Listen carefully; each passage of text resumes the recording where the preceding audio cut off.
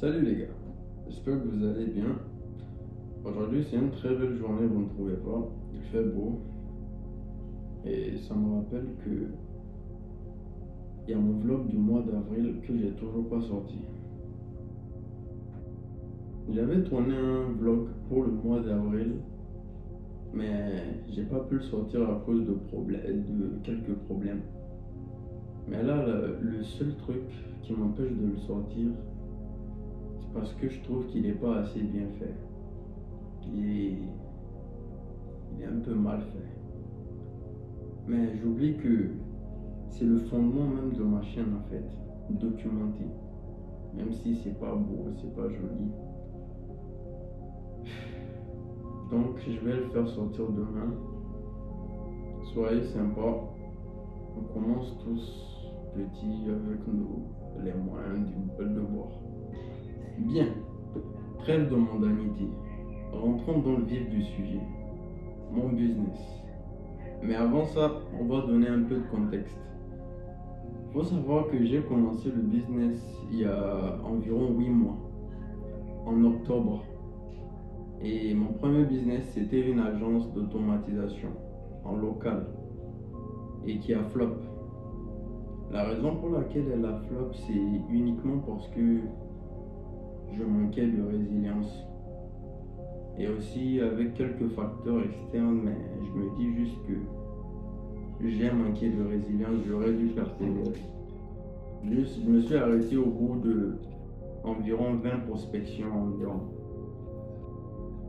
Ça a duré 2 3 mois. Et ensuite, j'ai fait environ un mois blanc durant lequel j'ai rien fait. Je faisais que regarder des vidéos sur YouTube. J'ai failli me lancer dans le dropshipping, le e-commerce et même l'OFMIA. Ça, c'était quand j'étais vraiment au plus bas. J'ai failli craquer. Mais j'ai pas craqué. Puis je me suis ressaisi en comprenant que si je ne faisais pas d'argent, c'était uniquement parce que je n'avais pas de compétences. Et il m'en fallait une. Je n'ai pas cherché longtemps, j'ai choisi le copywriting parce que j'étais un peu bon en écriture et que la vente ça m'intéressait. Mais je ne suis pas devenu copywriter, je suis devenu ghostwriter sur LinkedIn.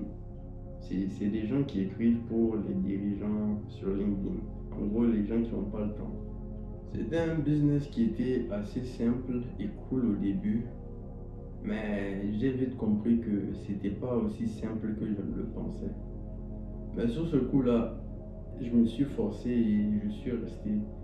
J'ai persévéré encore un moment. J'ai pas quitté. Jusqu'à ce qu'il y a un peu plus d'un mois, je tombe sur une vidéo YouTube et je finis par comprendre que en fait, tous les business, ils ont presque le même niveau de difficulté. Et donc je me dis, si tous les business, ils ont le même niveau de difficulté, pourquoi pas lancer un qui pourrait me donner des compétences qui vont me servir pour mes futurs projets. Il faut savoir que moi, il y a 4 principaux domaines qui m'intéressent pour devenir milliardaire. C'est l'IA, la robotique, la biotech et même l'espace. Ouais, j'aime bien. Tous ces domaines me passionnent et ils sont cruciaux pour l'humanité. Donc je me demande quelles compétences seraient assez polyvalentes pour me servir dans tous ces 4 domaines. En gros, peu importe lequel je lance, cette compétence, elle va m'aider. Et c'était très clair que c'était l'IA.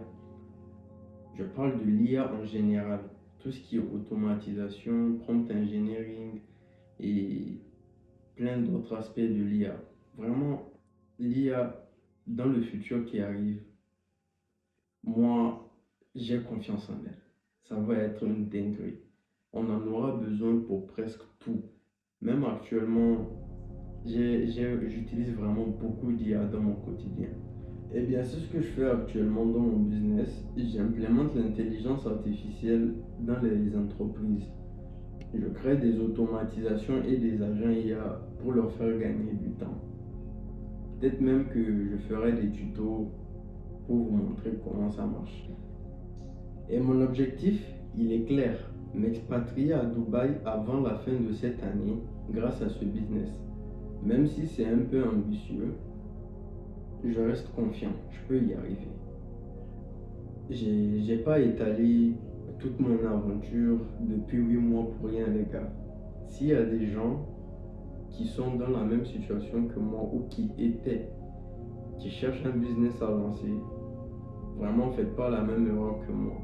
Au début, pensez long terme.